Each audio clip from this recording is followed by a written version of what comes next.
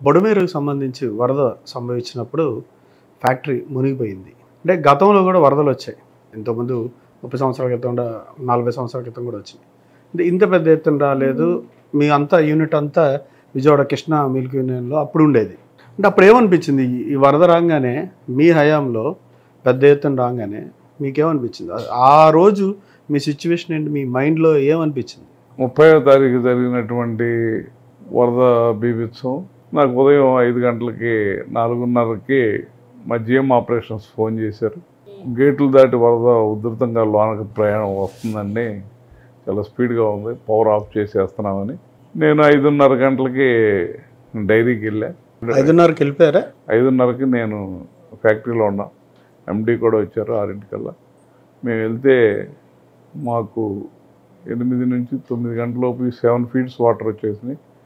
మేము లోపల ఉన్నటువంటి మిషనరీకి అన్నీ చేసి లోపల ఉన్నటువంటి ఎంప్లాయీస్ అందరం కూడా ట్రాక్టర్లో ఇచ్చేసేది లేక మేమందరం కూడా అవకాశం ఉన్నంత వరకు సేవ్ చేయడానికి ప్రయత్నం చేసాం. కానీ ఎలక్ట్రికల్ సెక్షన్ కానీ రిఫ్రిజిరేషన్ కానీ ఇవన్నీ కూడా ఆ స్థాయిని మించి వచ్చినటువంటి వరద ప్రభావం వల్ల ఇక చేసేది లేక ముందర అందరం కూడా ట్రాక్టర్ల మీద ఆ రకంగా పడవల మీద మేమందరం కూడా డైరీ బయటికి రావాల్సిన పరిస్థితి ఏర్పడింది. డైరీ బయటకు వచ్చేసాం ఉదయం 9 గంటల 31వ తారీఖు. మీకు అప్పుడు ఆ నిమిషం ఏం ఆలోచనతో ఉన్నారు? ఆందోళనతో ఉన్నారా? బాగా అంటే బేసిక్గా నష్టం జరుగుతుందని ఒకటి ఉంటుంది, కానీ అప్పుడు ఏమనిపించింది? రైతులు 1,50,000 పాటు రైతుల కష్టం పోతుంది అనిపించింది. ఫస్ట్ ఆఫ్ ఆల్ అక్కడ ఎంప్లాయీస్ ప్రాణాలను సేవ్ చేయగలిగాం. నాకు ఒక్కటి కూడా ప్రాణ నష్టం జరగల. ఎంప్లాయీస్ నేనున్న పరిస్థితుల్లో లోపల సుమారు 200-300 మంది దాకా 200-250 మంది ఉన్నారు. క్వార్టర్స్లో 100 మంది ఉన్నారు. అందరినీ కూడా ఫస్ట్ ఆఫ్ ఆల్ ప్రాణరక్షణ జరగాలని రౌడిగా అప్పుడు ఉన్నటువంటి ప్రభుత్వం అధికారులందరితో కూడా సమన్వయం చేసుకుని పడవలను కూడా రప్పించి పడవల్లో కానీ ఫ్యాక్టరీలో ఉన్నటువంటి క్వార్టర్స్లో నుంచి వాళ్ళు కానీ వాళ్ళందరినీ కూడా నేను 9 గంటలకల్లా సురక్షితంగా క్వార్టర్స్లో నుంచి కానీ ఫ్యాక్టరీలో నుంచి కానీ మనుషుల్ని ప్రాణాపాయం లేకుండా కుటుంబాలు కూడా 100 కుటుంబాలు క్వార్టర్స్లో ఉన్నాయి. వాళ్ళందరినీ సురక్షితంగా రక్షించగలిగినందుకు ఫస్ట్ ఐఎమ్ హ్యాపీ. నెక్స్ట్ మనం ఏదైతే దూరదృష్టితో మాకు వీరవల్లి డైరీ ఉంది, నేను ఆ డైరీలో ఆపరేషన్స్ మనం ఇక్కడ ఉన్నటువంటి ఇమీడియట్గా మనం ఆ కన్జ్యూమర్కి ఆ పాలు గ్రామాల్లో నుంచి పొద్దున్నే స్టార్ట్ అవుతాయి. మిల్క్ ట్యాంకర్లో అధికారులందరినీ అప్రమత్తం చేసి ఆ ట్యాంకర్స్ అందరినీ వీరవల్లి డైవర్ట్ చేయటం, మళ్ళీ ఉదయం 5 గంటలకల్లా విజయవాడలో వినియోగదారుడికి పాలు అందజేయటం. 2 కార్యక్రమాలు. ప్రతి సొసైటీలో మాకు కృష్ణా జిల్లాలో 1000 సొసైటీలు ఉంటాయి, పశ్చిమ గోదావరి జిల్లాలో 200 సొసైటీలు ఉంటాయి, ప్రకాశం జిల్లాలో ఉంటాయి. ఈ సొసైటీలో ఉన్నటువంటి పాలన్నింటినీ కూడా అన్ని రోడ్లు కూడా బ్లాక్ అయిన ఉన్నటువంటి పరిస్థితి. గ్రామాల్లో రైతులు కనుక ప్రొక్యూర్ చేపితే ఆ పాలు పాడయ్యే పరిస్థితి ఉంటాయి. మేము అందరినీ కూడా నేను 9 గంటల నుంచి మా అధికారులను అలర్ట్ చేసి అవసరమైతే గ్రామాల్లో వెహికల్స్ వెళ్ళిన కాడ మోటార్ సైకిల్ మీద కూడా పాలు తెప్పించుకుని పాలనన్నింటినీ కూడా వీరవల్లి ఫ్యాక్టరీకి పంపే ఏర్పాట్లు చేయగలిగాం. టయానికి ఏదో కొన్ని జిల్లాలో ఒక 10-12 గ్రామాలు తప్ప మిగతా అన్ని గ్రామాల్లో కూడా ప్రొక్యూర్ చేయగలిగాం.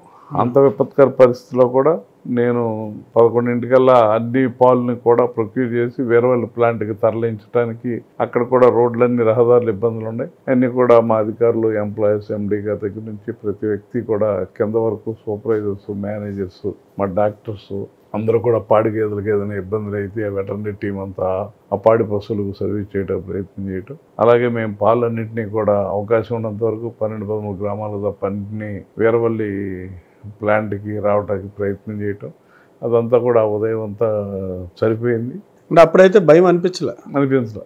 ఏ క్షణం కూడా నాకు అసలు మనం సర్వ్ చేయగలం, మనం ముందు చూపుతో మనం ఈ ఫ్యాక్టరీ కట్టగలిగాం. ఇంతకుముందు ఇట్లాంటి సిచ్యువేషన్స్ ఎప్పుడైనా ఫేస్ చేశారా మీ లైఫ్ జర్నీలో? ఎప్పుడైనా సమస్యను అధిగమించడం కానీ ఏదైనా విధి పరీక్ష పెట్టినప్పుడు దాన్ని దాటుకొని ముందుకెళ్ళడం, ఇట్లాంటి సిచ్యువేషన్స్ ఏమైనా మీ లైఫ్లో ఏదైనా సందర్భంలో జరిగినాయి? ఇదేనా పెద్ద సంఘటన?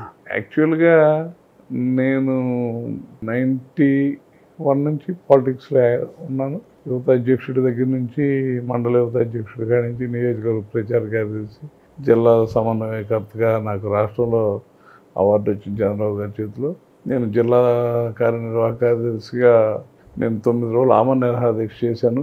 అలాగే నేను జిల్లా రైతు అధ్యక్షుడిగా చాలా ఉద్యమాల్లో పాల్గొన్నా. సమైక్యాంధ్ర ఉద్యమాల్లో చాలా ట్రైన్స్ కానీ రైల్వే కేసులు కానీ నాకు మీద చాలా హైవే దిగ్బంధనాలు కానీ చాలా ఉన్నాయి. కానీ నాకు ఎప్పుడు వర్క్లో భయం నెగిటివ్ అనేది నాకు ఇంతవరకు తెలియదు.